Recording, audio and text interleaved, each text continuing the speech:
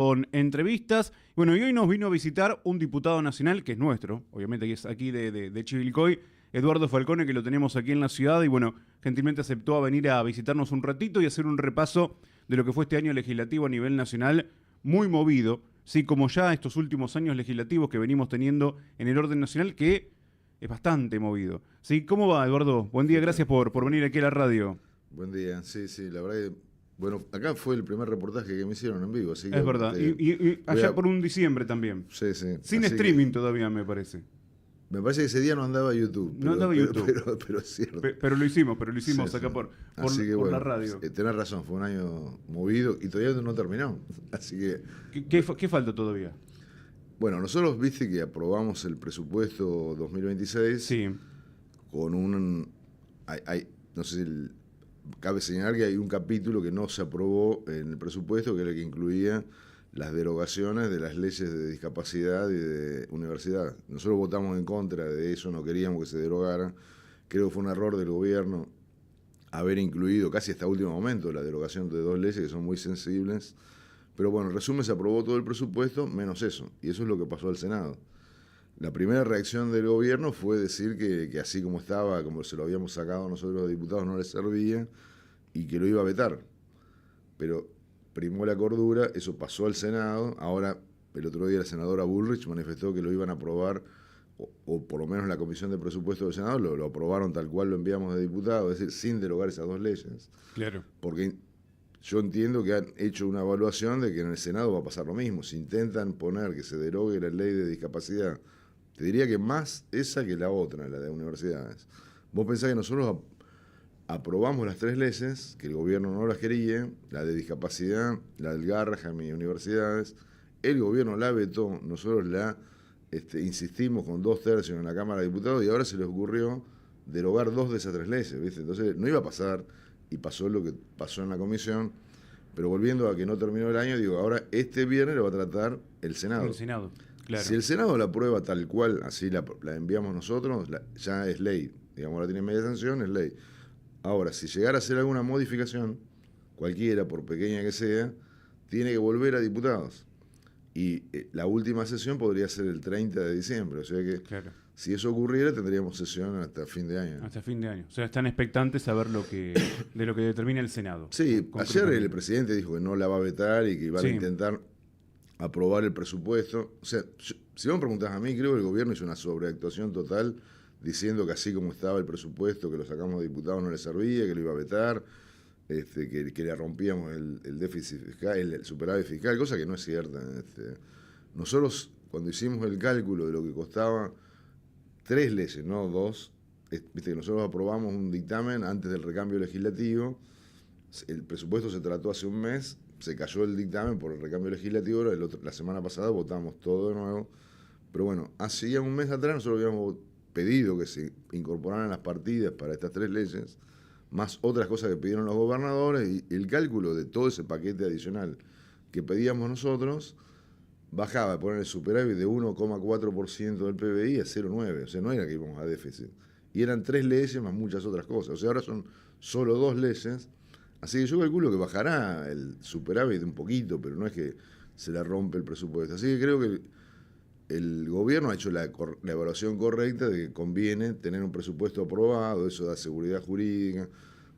Un presupuesto aprobado por consenso es muy importante porque te denota que no es un proyecto solo del gobierno, sino del gobierno y un amplio sector de la ciudadanía y política. A ver, si vos aprobás un presupuesto, viste, sobre el estribo, inclusive hubo algunas picardías que después si querés las comentamos, los inversores se dan cuenta de que eso está forzado, ¿viste? Entonces, creo que se va a aprobar el presupuesto tal cual salió de diputados sin modificaciones y terminaremos el año en paz. el tema digamos, de estas leyes, ¿no? De no querer aprobarlas o decir que rompe el superávit fiscal, es más por una cuestión de capricho, política, Mirá, la verdad que es que concreta. vos entendés que el Congreso vota las leyes, el presidente las veta y el propio Congreso lo tiene que aprobar después para rechazar ese veto con 2/3 del Congreso.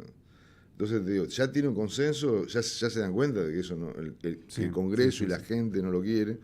Ahora yo creo que al tener la Libertad Avanza un bloque más grande, vos pensás que pasó de 37 diputados a 95, le falta muy poco para aprobar una ley, pero así todo necesita consenso. Vos fijate que el otro día el presupuesto, cada uno de los capítulos que se votó con 132 votos de diputados, entre ellos nosotros, cuando vos tenés que la mitad más uno de la Cámara son 129, o sea, le sobran 3 votitos nada más. Vos pensás que cuando aprobamos la ley base del año pasado, éramos 37 diputados, digo éramos porque yo estaba en el bloque de la Libertad Avanza, después nos fuimos en abril, pero aprobamos la ley base con 150 votos. O sea, ¿entendés? Sí, De sí. 35, de 35 diputados logramos aprobar con 140. Y ahora que tienen 95 diputados, yo creo que creyeron que iba a ser un paseo el otro día y vos fíjate que casi no tienen quórum.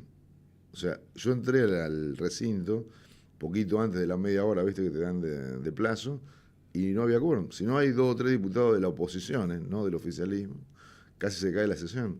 Claro. Hubo bastante mala praxis, ¿viste? El bloque de la Libertad Avanza es muy nuevo. Había algunos diputados propios de la Libertad Avanza que fueron a las 2 de la tarde, ¿viste? Que se convoca a las 2 de la tarde y tenés media hora más. Entonces, como no había quórum, estaban esperando los demás, se fueron a sacar fotos, ¿viste? Y no se sentaron en las bancas, entonces faltaban hasta Claro, si no diputados se sentaban en propios. las bancas. Claro. Así que no, fue una sesión bastante complicada, terminó tardísimo, tuvo otros episodios también que fueron bastante sui generis, pero en resumen, a lo que vos me preguntás, Sí. podemos no sesionar más en diputados, el Senado tiene que sesionar este viernes y si hay alguna modificación, estaremos un día antes de fin de año votando. Tanto en dictamen como en la Cámara de Diputados, vuestro mensaje fue claro. Es decir, acompañaron el presupuesto, pero hubo un par de pedidos concretos. Uno de ellos, la Ruta 5, Sí. que es un poco la bandera del MIT, también de un tiempo a esta parte. Sí, es como vos decís, yo lo pido sistemáticamente y hago el reclamo y lo visibilizo en cada reportaje y en cada encuentro que tengo con los funcionarios.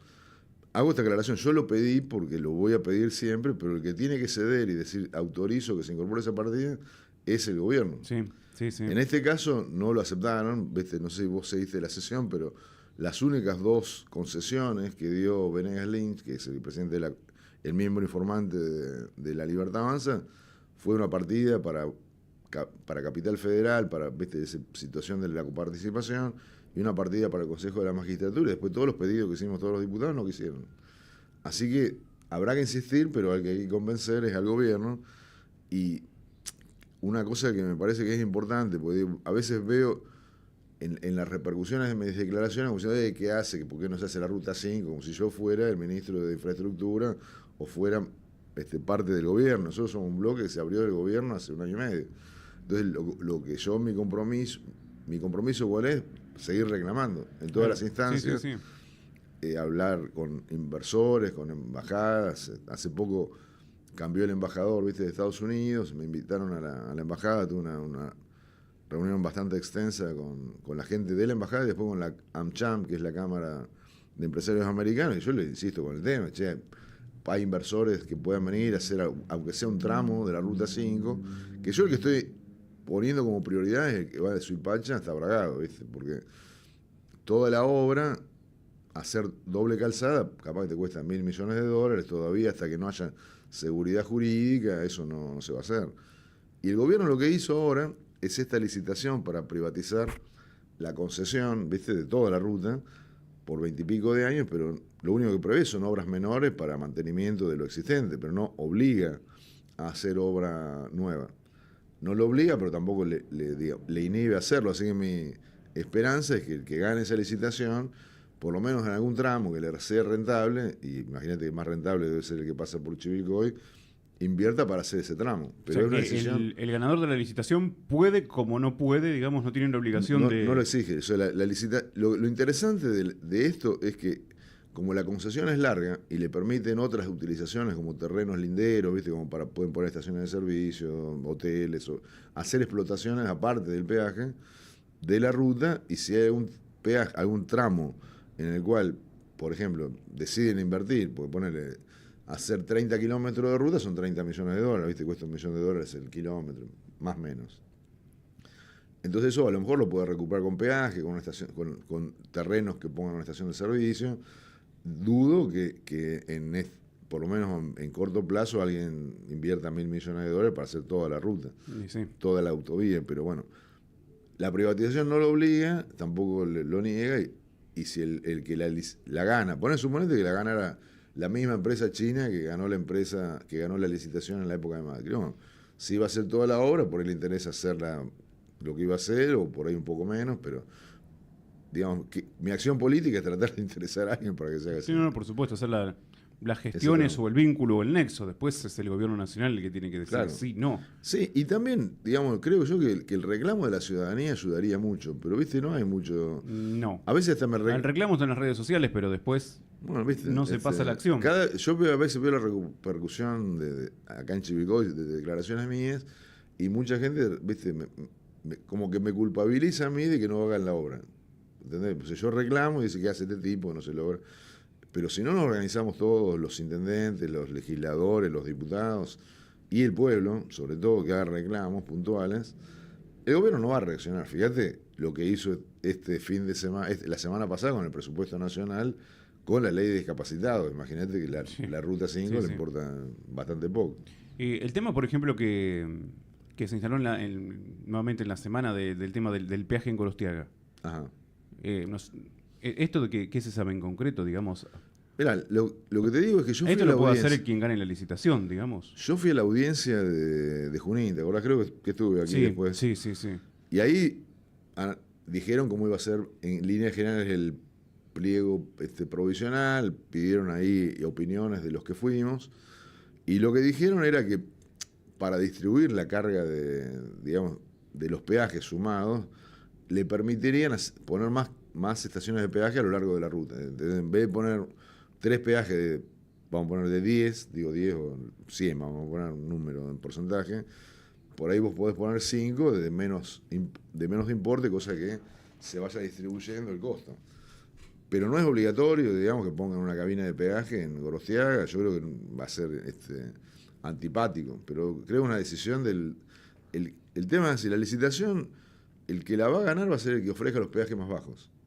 ¿Entendés? Y por ahí dice, bueno, ofrezco tal cosa sin ese peaje, o a lo mejor dice, bueno, hay 4 peajes, te ofrezco 5 con menor importe, pero la licitación va a ser así. El precio, digamos, en cuestión aquí, ese es el precio del peaje. Y lo va a cobrar después, creo, de un año de que gane. Primero tiene que hacer una cantidad de obras. Claro. Y después puede empezar a cobrar el peaje que cotice.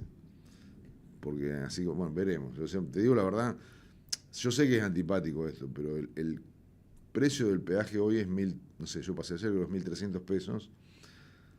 Un café sale 2.000 y pico de mango, y después queremos que se mantenga una ruta con ese nivel de peaje. En cualquier lado cuesta más. Es cierto que a nosotros nos cobran un impuesto al combustible que debería destinarse a las obras viales, pero no se hace. Otra cuestión que creo que me parece que es fundamental sería la interacción del gobierno nacional y el provincial y los municipales. Porque hoy, como es una obra nacional, ¿viste? Los provinciales y los intendentes se despreocupan como si fuera en Marte la Ruta 5.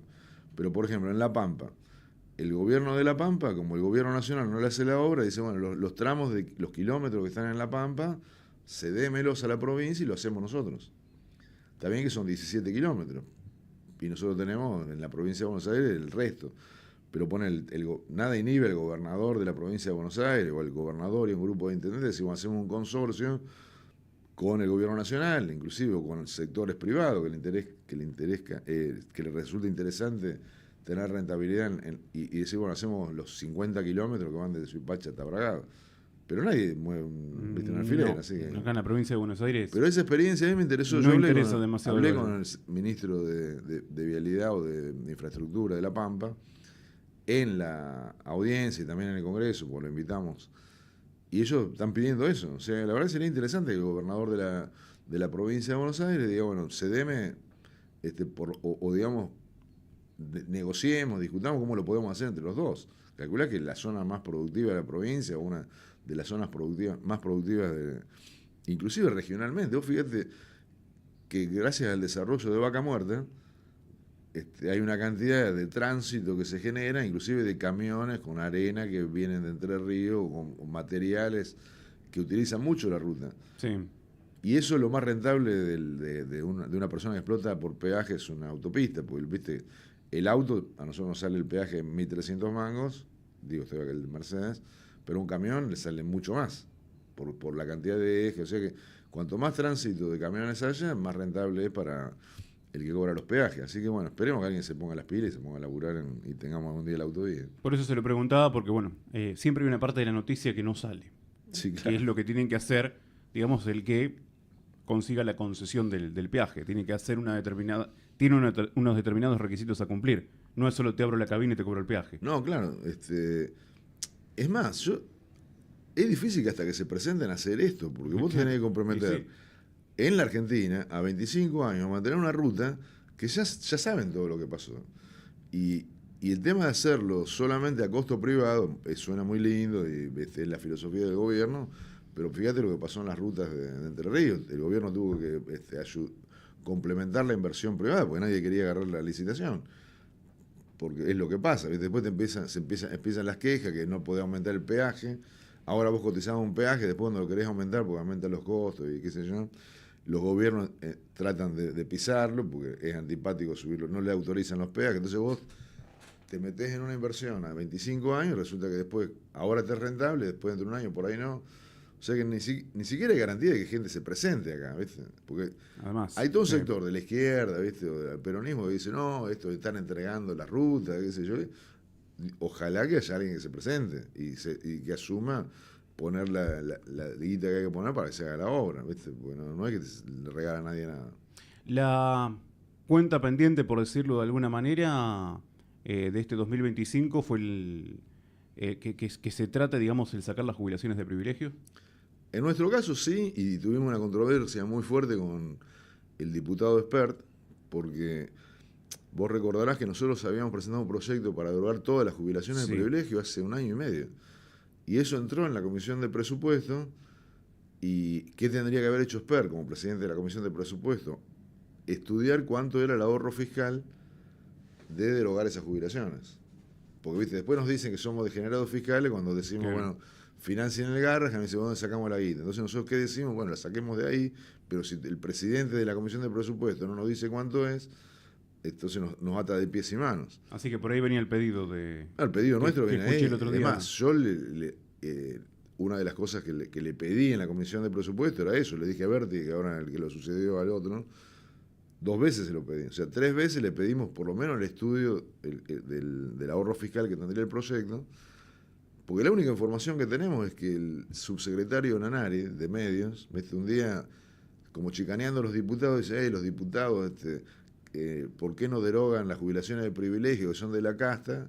Que con un mes de esas jubilaciones pagamos 1 año de emergencia pediátrica. Entonces yo le dije, ¿por qué no hacen lo que nosotros le pedimos? ¿Viste? Imagínate, ahora quieren derogar la ley de, en este caso, la ley de discapacidad y universidades.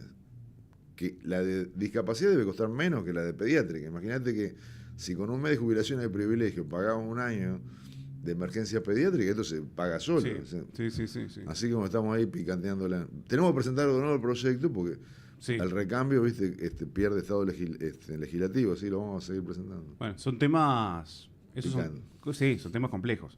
Sí, pocos quieren, digamos, presentar un proyecto de estas características y defenderlos. No, y aparte la contradicción de decir, no, nosotros vamos contra la casta, viste, el partido de gobierno, que yo coincido, que hay que ir contra la casta, sacarle privilegios y todo, ¿no? Pero resulta que cuando hay que sacarle en forma directa a una casta de expresidentes, de funcionarios que ganan millones de pesos, o a los jueces, o a los curas, y parece que no desaceleraron un poco. Tengo 2 consultas, Eduardo. Ya pasó hace unos meses, pero no habíamos tenido la posibilidad de charlar. ¿Qué lectura ha hecho de esta elección legislativa? Digo, por los resultados que se dieron, esta polarización incluso también que se dio en la provincia de Buenos Aires, hasta en Chivilcoy. Tremendo. Que en Chivilcoy no somos de... Mira, lo digo para hacerla en forma resumida, porque obviamente pasaron muchas cosas, pero una semana antes de las elecciones, creo que hasta el propio gobierno pensaba que perdía las elecciones en la provincia de Buenos Aires. Yo inclusive hablé con Diego Santilli, porque en ese momento él era candidato, ¿viste? Y aparte tenía que asumir la candidatura por el reemplazo de Sperg. Sí. Los tipos, si perdían por 5 o 6 puntos, te firmaban ahí, o el empate, ni te quiero decir. Yo creo que lo que dio vuelta a la elección, pero fue una cosa en la última semana, pero lo notamos en el pulso, fue cuando Trump dijo, si pierden la elección, no lo apoyamos más a la Argentina. Y la gente lo percibió como que perdían las elecciones, y al día siguiente el dólar se iba a 3.000 mangos, viste que volvían los cucas, y le agarró un pánico que hasta los familiares nuestros decían, no, disculpame, pero yo lo voto, no sé ni quiénes son, las listas son horribles, pero yo no lo voto al gobierno. Y fíjate que hasta ganaron aquí, en la provincia de Buenos Aires, la polarización fue brutal. Cuando nosotros fuimos en la elección anterior con los candidatos locales, creo que no me acuerdo, sacó Marcelo 1.7%, o sea, un porcentaje bajo, pero Talerico era, digamos, una candidata que tenía mucho mayor presencia y pensábamos que íbamos a duplicar ese número, ella también, y sacó la mitad de lo que sacamos nosotros, o sea que la fuga de votos hacia la polarización fue tremenda. Bueno, una cuestión más también antes de preguntarle por la proyección 2026 y qué vislumbra que puede pasar el próximo año. Bueno, ahí nos hacía llegar un artículo de Mitre y Sarmiento, Sarmiento y Mitre. Sí. ¿Sí? ¿Sarmiento era desarrollista? Para mí sí, planteo un... Mitre no. Asumo... Mitre, ¿cómo lo definiría? Bueno, en resumidas cuentas, el artículo que escribí es porque hace poco me enteré, todos conocemos el discurso de Sarmiento, que de su proyecto de gobierno era 100 Chivilcoy, sobre todo acá en Chivilcoy somos todos sarmentinos. Sí. Pero hace poco lo escuché a Lucas Liach, ¿viste? Un liberal, tuitero, fue vicejefe del Banco Central, estuvo en el gobierno un poco, que dijo, el discurso de Sarmiento y Chivilcoy es impresionante, pero el de Mitre no tiene precio. Dijo, it's priceless en inglés. Yo digo, el discurso de Mitre, ¿viste? Hablando de dos discursos de Chivilcoy. Entonces empecé a googlear y encontré que el mismo mes que vino Sarmiento acá a lanzar su plan de gobierno, Mitre, que era presidente y estaba medio peleado con Sarmiento en esa época, estamos hablando de 1868, sí. Viene a Chivilcoy y lo bardea a Sarmiento de una forma, el discurso es hermoso por la forma que escribe Mitre, muy bien, ¿viste? Pero no lo nombra nunca a Sarmiento, pero habla de los doctos sabiondos que dan clase y no conocen el terreno, bla, bla. Pero en definitiva, para ponerlo en estos términos, Sarmiento, el discurso de los 100 Chivilcoy era el discurso de desarrollo agrícola y de desarrollo inclusive civil que tenía Chivilcoy en ese momento, que era un modelo parecido al de los farmers de Estados Unidos, parcelas más chicas, mayor actividad cívica. Es más, hay gente que piensa que Sarmiento vino acá y le gustó ese modelo, entonces dijo, este modelo, el que me gusta, pero en realidad el antecedente es que en 1857 habían aprobado una ley de tierras de Chivilcoy, pedida por vecinos de Chivilcoy, para que se subdividan esos terrenos grandes de la enfiteusis y se hicieran terrenos más chicos, que fueron los que Sarmiento vino acá y dijo, esto es lo que yo quiero. Pero en realidad la ley fue de 1857, 2 años, 3 después de que se fundó Chivilcoy, con lo cual lo que, no solamente un modelo de desarrollo, porque la agricultura le parecía más civilizada que la ganadería, que era el modelo anterior, sino porque decía, si hay muchos productores y padres de familia, y que en vez de tener ser peones de gente de grandes distancias, son activos ciudadanos, el desarrollo hasta social y político y educativo es más importante. Y Mitre vino acá y le dijo, sin nombrarlo, todo eso que estoy diciendo, los doctos que dan clase, que en realidad el modelo de desarrollo lo decide la gente autónomamente, ¿viste? Es muy lindo el discurso de Mitre, pero es la contraposición, es la defensa del modelo ganadero y de grandes extensiones de tierra, que dice así se ocupó el territorio de la Argentina. Imagínate que Sarmiento, que lo sucedía hacía un mes que en Chivilcoy había hecho un discurso, no fue ninguna casualidad que viniera Mitre a hacer eso. Claro. Pero la curiosidad es que dos presidentes, el presidente saliente y el presidente entrante, vinieran acá a nuestro pueblo a hacer dos discursos casi fundacionales de lo que eran dos visiones del desarrollo agrícola de ese momento, que la Argentina no es esta, era un desierto que había que poblar, recién estaba el ferrocarril. Sarmiento decía, por ejemplo, que la ganadería era frutas con patas, que ahora que teníamos el ferrocarril no era necesario ocupar y desarrollarse solamente con la ganadería, sino que la agricultura y el conocimiento y la educación era el modelo que él buscaba, así que sí, es desarrollista. Y Mitre, un gorilón, digamos. Pero bueno, un patriota también. En el 1800 y pico. Y ahora 1868. 68. ¿Y ahora en el 2026 seguimos siendo desarrollistas o no? Y seguimos siendo... Porque fue un país que se fue desarrollando, bueno, incluso también cuando Sí. ingresó Frondizi, que lo hemos charlado. ¿Y qué pasó ahora? ¿Nos seguimos desarrollando o estamos creciendo sin desarrollo? No, primero, lo que vos decís es clave, porque hay mucha gente que piensa que el crecimiento es lo mismo que el desarrollo. Y para los desarrollistas, un proceso de desarrollo implica, valga la redundancia, superar una situación de subdesarrollo. Y la situación de subdesarrollo es tener una economía, una estructura de economía, que su propio funcionamiento es perjudicial para el crecimiento del país en términos de la época. O sea, no es lo mismo el desarrollo en la época de Frondizi que ahora, pero en definitiva es, suponete que vos crecés y producís lo mismo, el doble de lo que estás produciendo ahora. Si vos no tenés petróleo, acero y infraestructura y rutas o ferrocarriles, el propio crecimiento de la economía, si vos no cambiás la estructura, imagínate que si ahora casi no alcanza toda la infraestructura que tenemos para lo que hoy funciona la economía, imagínate si creciera el doble.